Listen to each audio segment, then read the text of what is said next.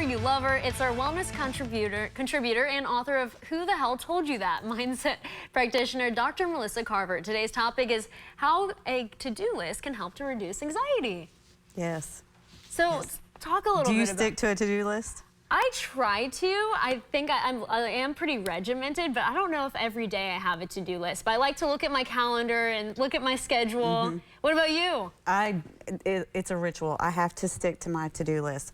And I also suggest writing it out. You're talking about looking at your calendar. So often we use our phones now, which is great. But when we hand write our to-do list, it also works as more of a brain dump. And this helps take away the anxiety.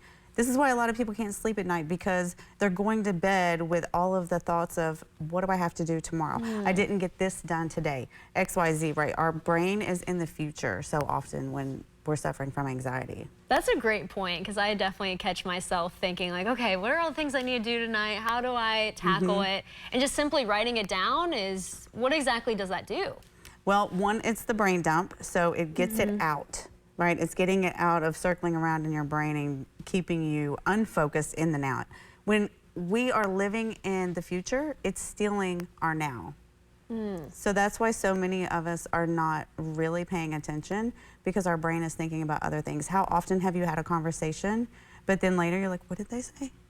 You thought you were paying attention, but really your brain was thinking about what you needed to do an hour from now and so forth. Also keeping it at 5 things or less. And I suggest going to the back of a journal, making your big to-do list, because we all have the long-term, right, to-do list. But if we add that in the front of our journal, then it's overwhelming. If we go past the 5 things, now we're still thinking about the to-do list because it's overwhelming. So do you just start with like little each day? You said 5 things, and is that to cover the day, or is that for a whole week? What does that look like? 5 things is to cover the day. And you put the most important. Get your priorities together, and then you can pull from the back. You already have the back with more on your to-do list. So you've scratched off the 5, which is also gratifying, right? That also reduces anxiety. We love. We do. I love that feeling. That's my favorite. Actually, it's my favorite part of the day. After I finish what I have on my calendar, I just put a check mark, and it makes me feel so good. It's such a simple thing, but it makes us so happy, right? It does. You get home and relax at the end of the day, and you're like, oh, I feel like so accomplished. No, that's a great point. I love that a lot. And you know, why is anxiety such a issue for so many people when it comes to thinking about everything we have going on that week, that month? Why is that something that we struggle with? Well, I think most humans are really doing too much, to be honest. We have a lot of goals, a lot of priorities, and a lot of responsibilities.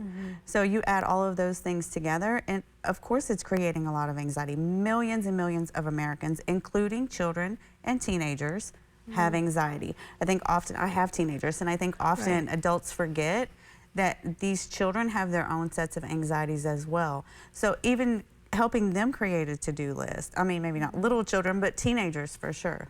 And I like what you said too, that like it takes us from being in the present with someone, because we're thinking about what we need to be doing, but if we wrote it down and had that kind of compartmentalized, we'd be more present with the person that we're talking to or interacting with. Speaking of children, it's often why we get frustrated with them. It's not what they're doing, it's because our brain is like, you're taking away this time and I need to be focused on this, all of my quote unquote responsibilities, when really the children are the most important. And I know we talked a little before about how you have a rejuvenation retreat coming up. Talk a little bit about that. That's something that we do once a year. It's always the last weekend of July. We have a new location this year, and that's at Natural Bridge, so we're pretty excited about that. We have hosted one other there before. I know Lisa and Doug High just went there not too long ago on their state tour, state park tour. Cool. And how can if our viewers want to check out your book and learn more about you and your book, how can they do that? I'm on all social media, Melissa Carver, Dr. Melissa Carver, drmelissacarver.com. Okay, well, thank you so much, Melissa. It's such a pleasure meeting you. Thank you, you too. I feel like I learned so much from this conversation. I was like, I got to make a to-do list as soon as